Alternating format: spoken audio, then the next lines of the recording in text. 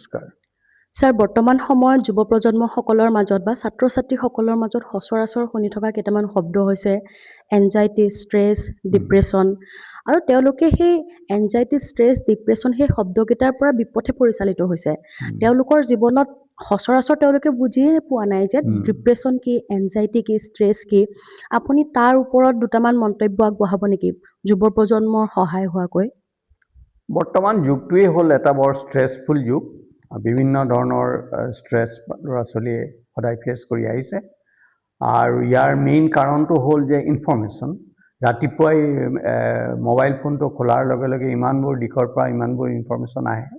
আৰু আটাইবোৰ ইনফৰ্মেশ্যন সুখৰ নহয়। কিছুমান দুখৰ থাকে, কিছুমান ষ্ট্ৰেছ থাকে, কিছুমান টেনশ্যনৰ থাকে। গতিকে সেই ইনফৰ্মেশ্যনৰ কাৰণে আজিৰ প্ৰজন্মই যথেষ্ট এংজাইটি বা ডিপ্ৰেশ্যনৰ ধৰণৰ প্ৰশ্নবিলাক সন্মুখীন হ'ব লগা হৈছে। আৰু ডাঙৰ কথা হ'ল যে আজিকালিৰ প্ৰজন্মৰ ওপৰত এক্সপেক্টেশ্যনৰ প্ৰেছাৰটো বেছি। যেনেকৈ বাপেক মাকৰ পৰা, নিজৰ পিয়েৰবিলাক, ফ্ৰেণ্ডছ চাৰ্কলৰ পৰা, ছ'চাইটিৰ পৰা, আৰু ফেচবুকত অহাৰ পিছত সকলো এটা প্ৰেছাৰত থাকে যে মই পাৰফৰ্ম কৰিব লাগিব, মই বেষ্ট হ'ব লাগিব, I have to do something, I am somebody. এনেকুৱা ধৰণৰ প্ৰেছাৰত যেতিয়া আহে আৰু সকলো সময়ত সেইটো সম্ভৱ নহয়, তেতিয়া সকলোৰে ডিপ্ৰেশ্যন বা এংজাইটি ধৰণৰ প্ৰশ্নবিলাক আহে। আৰু তৃতীয়তে, আমাৰ সমাজত আজিকালি এইবোৰ আলোচনা নহয়, আগতেও নহৈছিল। আমাৰ সকলোৱে নিজৰ মনৰ মানসিক যিটো প্ৰেছাৰ বা ডিপ্ৰেশ্যন বা মানসিক যিবিলাক সমস্যা, এই সমস্যাবিলাক আজিও আমাৰ সমাজত খোলাখুলিকৈ বা বৈজ্ঞানিকভাৱে বা ডাক্তৰৰ লগত আলোচনা কৰা এটা পদ্ধতি এতিয়াও সম্পূৰ্ণভাৱে অহা নাই। বিদেশত যেনেকৈ ডিপ্ৰেশ্যন বা এংজাইটিৰ কাৰণে সকলোৱে থেৰাপিষ্টৰ ওচৰত যায়, মনোবিজ্ঞানীসকলৰ লগত বহি তেওঁলোকৰ প্ৰব্লেমবোৰ আলোচনা কৰে, তেওঁলোকে তাৰ সমাধান দিয়ে, সেইমতে তেওঁলোক আগবাঢ়ি যায়। আমাৰ সমাজত জইণ্ট ফেমিলিৰ কাৰণেই হওক বা সমাজ ব্যৱস্থাটোৰ কাৰণেই হওক, এটা আমাৰ তেনেকুৱা ধৰণৰ নাই। আমি নিজৰ ভিতৰতে সমস্যাবিলাক সমাধান কৰিবলৈ যত্ন কৰোঁ। গতিকে ডিপ্ৰেশ্যন, এংজাইটি এই বস্তুবোৰ বেছি হোৱাৰ কাৰণটো হ'ল ইনফৰ্মেশ্যনটো। আৰু এই ধৰণৰ তাৰ কাৰণে যিখিনি আমাৰ চিকিৎসা বা যিখিনি আলোচনাৰ প্ৰয়োজন সেইখিনি কৰা নহয়। বাকী ফিজিঅ'লজিকেলি যিখিনি আমাৰ সমস্যা আছে, হৰমনৰ ইছ্যু আছে এই প্ৰব্লেম কেইটালত, সেইটো সম্পূৰ্ণ সুকীয়া।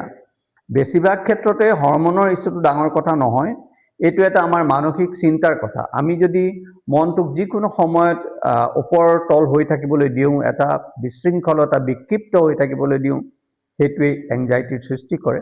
গতিকে মনক যিমান পাৰি শান্ত ৰাখিব লাগিব, মনক স্থিৰ কৰি ৰাখিব লাগিব। আৰু আধ্যাত্মিক পথত, গীতা, ভাগৱত, কীৰ্তন, এই আধ্যাত্মিক পথত এই মনটোক স্থিৰ ৰাখিবলৈকে শিকায়।